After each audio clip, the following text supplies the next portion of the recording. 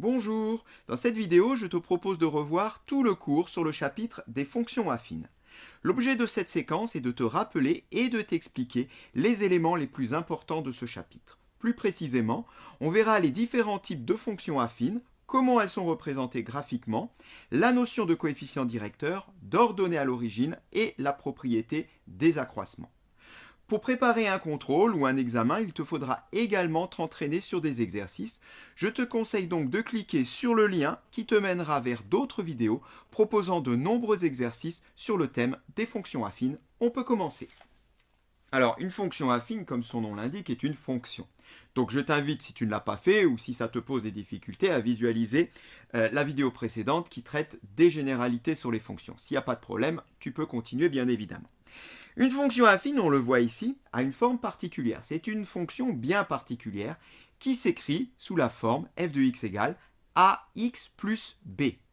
A et b sont des nombres quelconques. On peut mettre ce qu'on veut. Par exemple, si j'écris f de x égale à 2x moins 1, j'ai bien ici une fonction affine avec a qui vaut 2 et b qui vaut moins 1.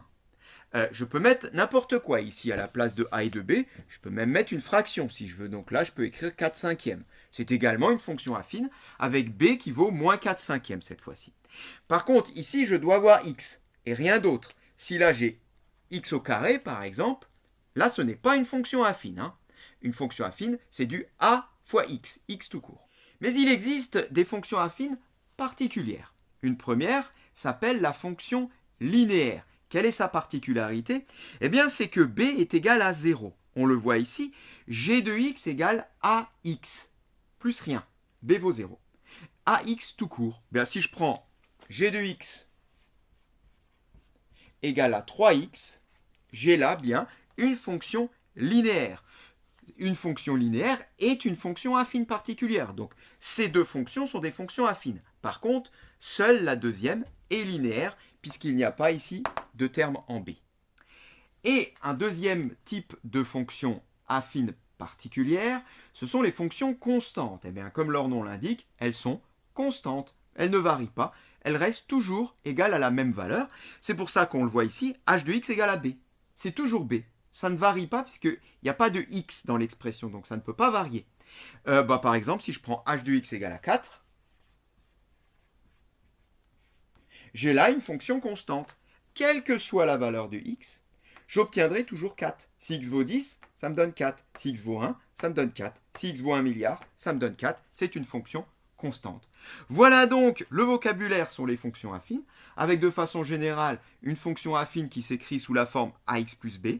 Cas particulier, si b vaut 0, ça me donne ax tout court, c'est une fonction linéaire. Si a vaut 0, eh bien, ça me donne b tout court, c'est une fonction constante. Regardons maintenant ce qui se passe graphiquement. Eh bien, la particularité des fonctions affines, c'est qu'elles sont représentées par des droites. Autrement dit, si je veux représenter une fonction affine, je le ferai nécessairement à l'aide de la règle. Que se passe-t-il plus précisément pour nos trois cas, donc la fonction affine dans le cas général, la fonction linéaire, la fonction constante. Alors, je viens de le dire, toute fonction affine est représentée par une droite.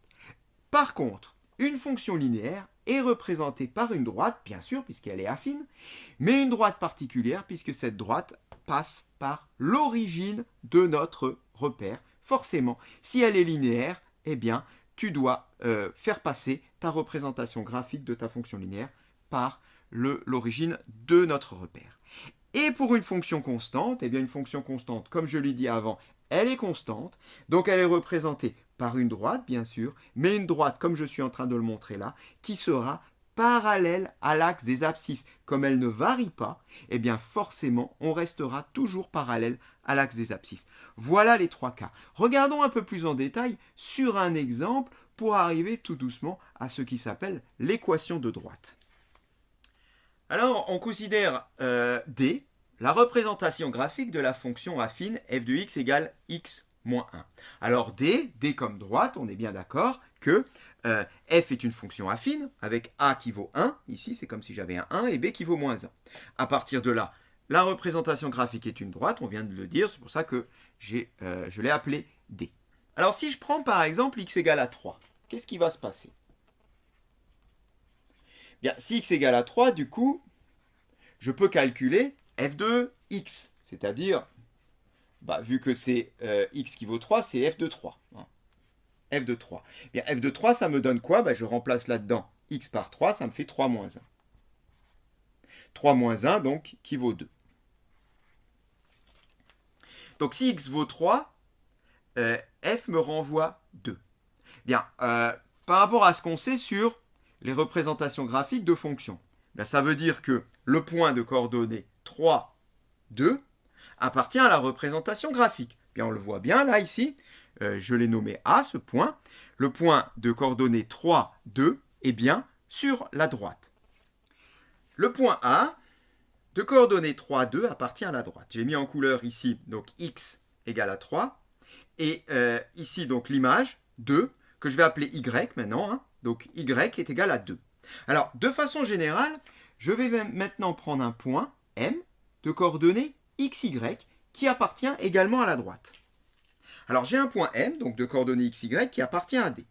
Et je voudrais voir s'il existe une formule, une petite égalité, qui relie ces deux coordonnées entre elles. Pour le comprendre, revenons à notre exemple avec 3, 2.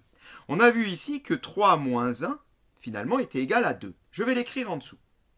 3 moins 1 est égal à 2. C'est bien le calcul qu'on a obtenu tout à l'heure. En remplaçant x par 3, je trouve une valeur pour y qui vaut 2. Alors, je vais déjà ici remplacer, pour essayer de trouver une formule pour x, y de façon générale, je vais déjà maintenant, au lieu de mettre 3, je vais mettre x de façon générale. Voilà. Et puis, je vais faire pareil ici, au lieu de mettre 2, je vais mettre y. Ok. X moins 1 égale à y. Eh bien voilà, je l'ai ma formule.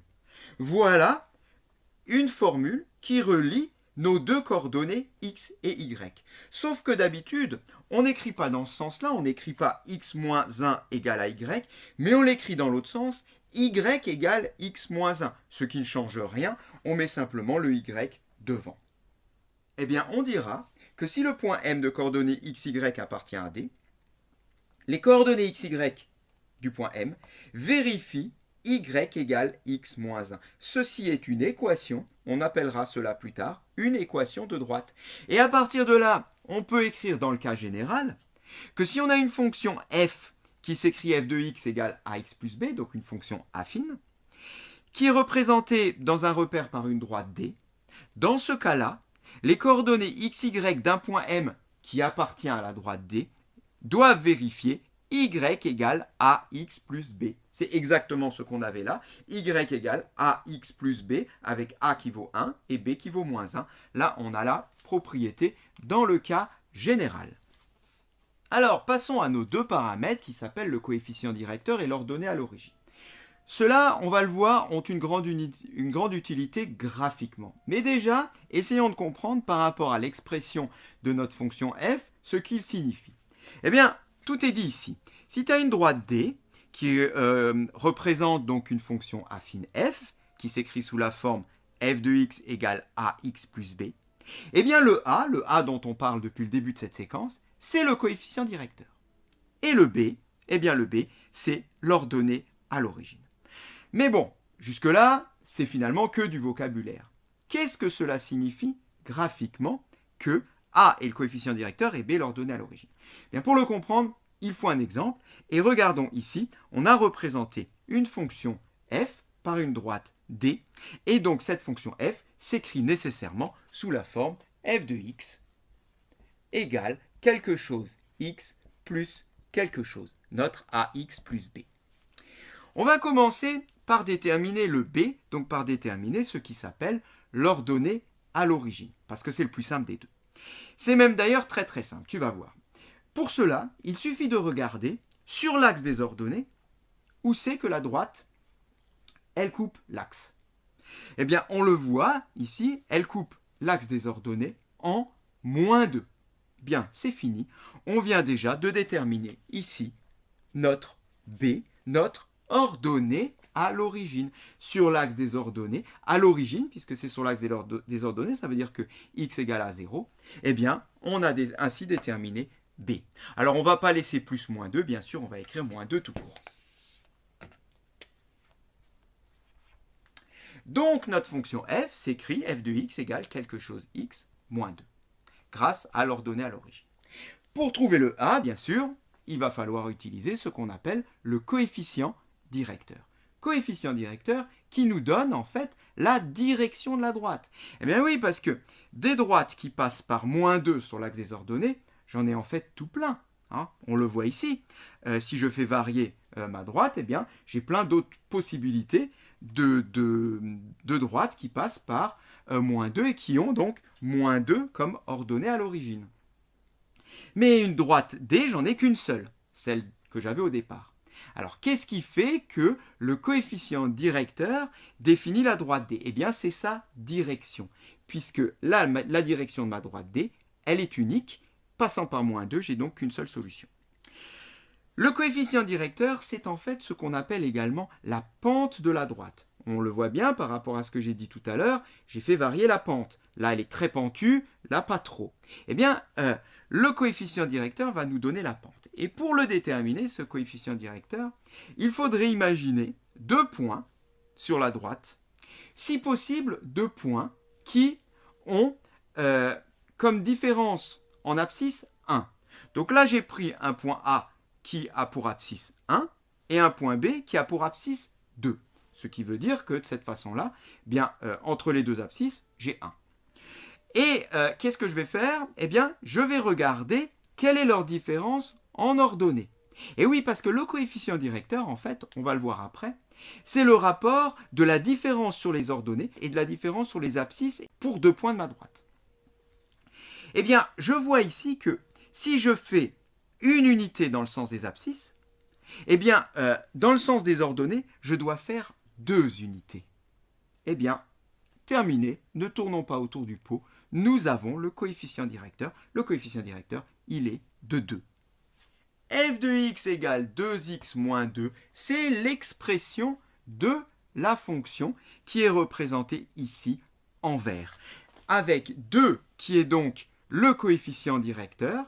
Pour le déterminer, il suffit de faire un pas, une unité dans le sens des x et regardez combien d'unités on fait dans le sens des y. On suit ici la flèche.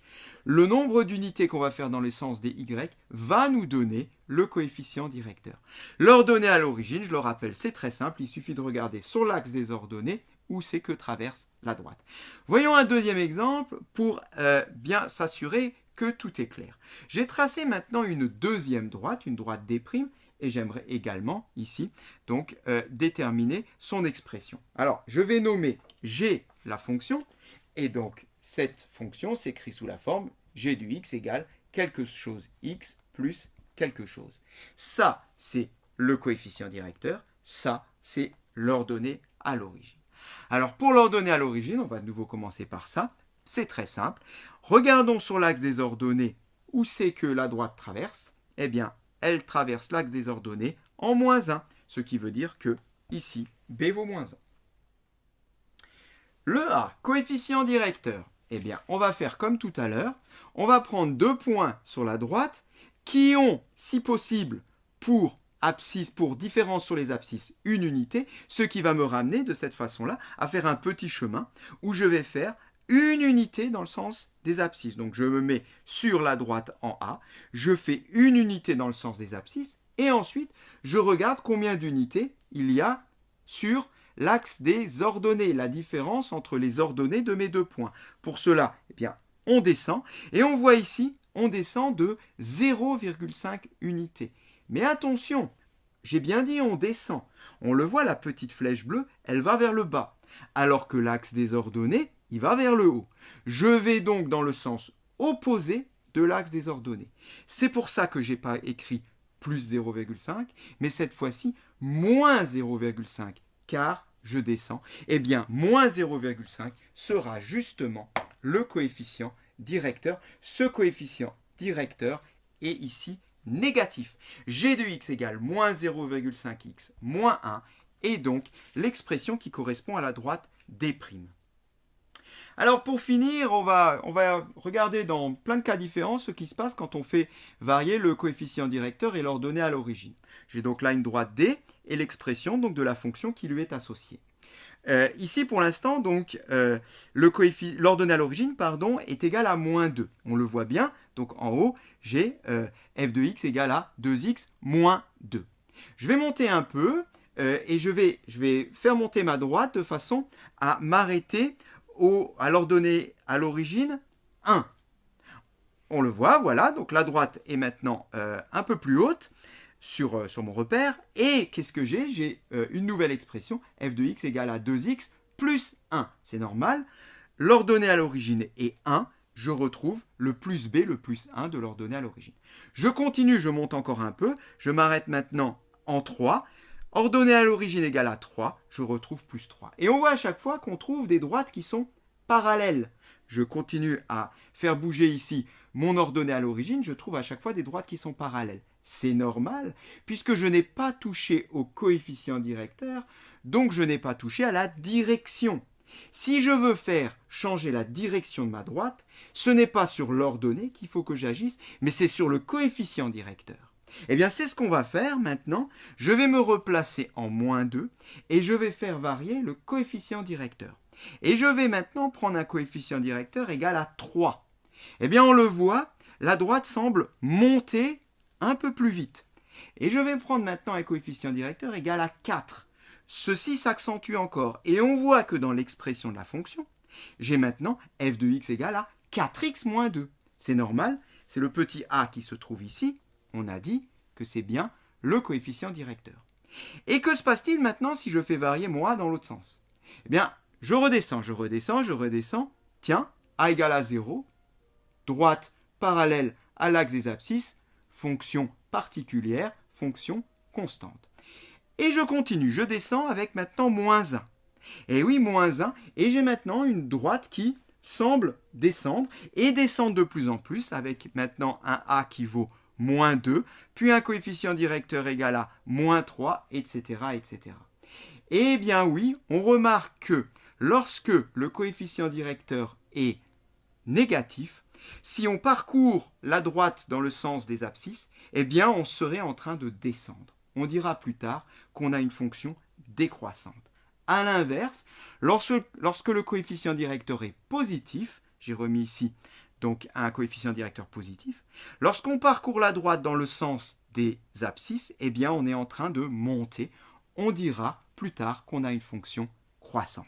Voilà toutes les notions graphiques qui sont liées au coefficient directeur et à l'ordonnée à l'origine et qui sont terriblement importantes. Reste une petite propriété qui s'appelle la propriété des accroissements et qui est très pratique lorsqu'on a deux points qui appartiennent à la droite. On peut directement, par un petit calcul, déterminer le coefficient directeur. Eh bien, si tu as un point A qui a pour coordonnées xa, ya, un point B qui a pour coordonnées xb, yb, tu peux calculer directement le coefficient directeur, le A, en faisant yb moins ya sur xb moins xa. C'est extrêmement pratique et cela évite de passer, comme on l'a vu tout à l'heure, par des lectures graphiques. Cette séquence est terminée. Je t'invite tout de même à faire des exercices pour bien t'entraîner avant une interro ou avant un examen.